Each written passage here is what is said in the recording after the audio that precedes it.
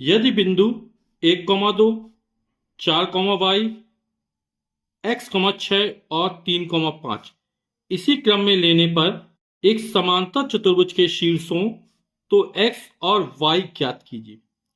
तो हमको पहला ये जो चार बिंदु दिए गए हैं ये समांतर चतुर्भुज के शीर्ष है। हमें x और y का मान ज्ञात करना है। तो चित्र बनाते हैं पहले। तो हमने मान लिया a, b, c और ये d एक समांतर चतुर्भुज है। a का वैल्यू हो जाएगी, a बिंदु के निर्देशांक हो जाएंगे 1,2, b के निर्देशांक हो 4,y, इसी तरह c के निर्देशांक हो जाएंगे x,6 और d के निर्देशांक हो जाएंगे 3,5। तो d के निर्देशांक हो 3,5 हो गए। अब जो समांतर चतुर्भुज होता है ना, हमें x और y का मान ज्ञात करना है। तो समांतर चतुर्भुज के विकर्ण जो होते हैं वो एक दूसरे को समद्विभाजित करते हैं।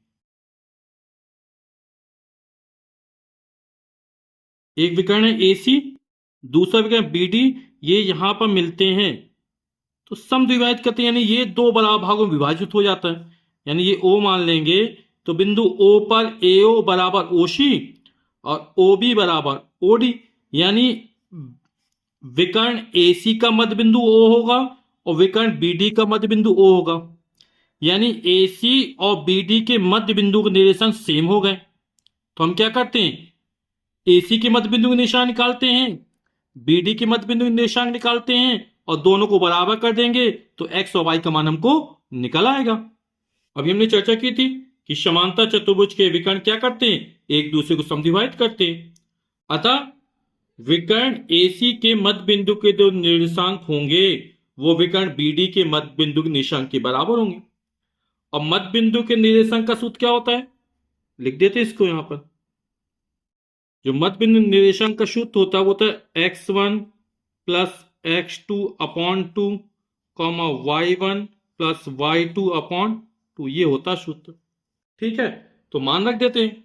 तो विकर्ण AC को देखते हैं, ये x1 हो जाएगा, ये y1 हो जाएगा, ये x2 हो जाएगा, ये y2 हो जाएगा, है ना। x1 y1, x2 y2 विकर्ण AC के लिए। तो x1 का मान 1, x2 का मान x बटे 2 और कॉमा दूसरा हो जाएगा y1 का मान 2, y2 का मान 6 बटे 2, x1 plus x2 upon 2, y1 plus y2 upon 2, x1 y1 ये x2 y2, ये बराबर होंगे विकर्ण BD के।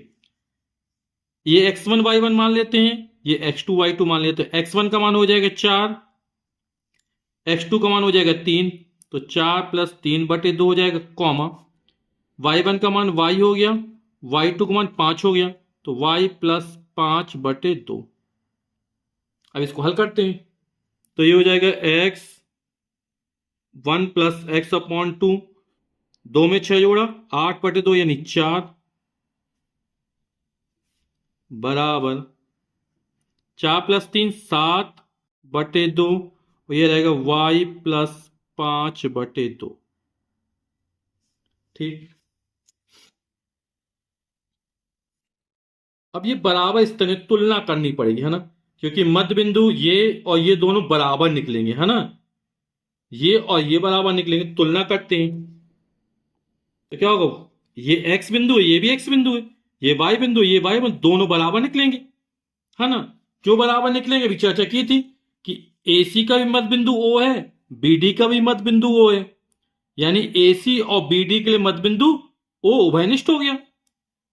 तो ये हो जाएगा हमारा 1 plus X upon 2 that is equal to 7 upon 2, बटे में 2 से 2 कट जाएगा, यानी हो जाएगा 1 प्लस एक्स बराबर 7, एक का पक्षांतर कर देंगे तो x बराबर हो जाएगा 7 माइनस 1, तो x का मान निकल आएगा 6।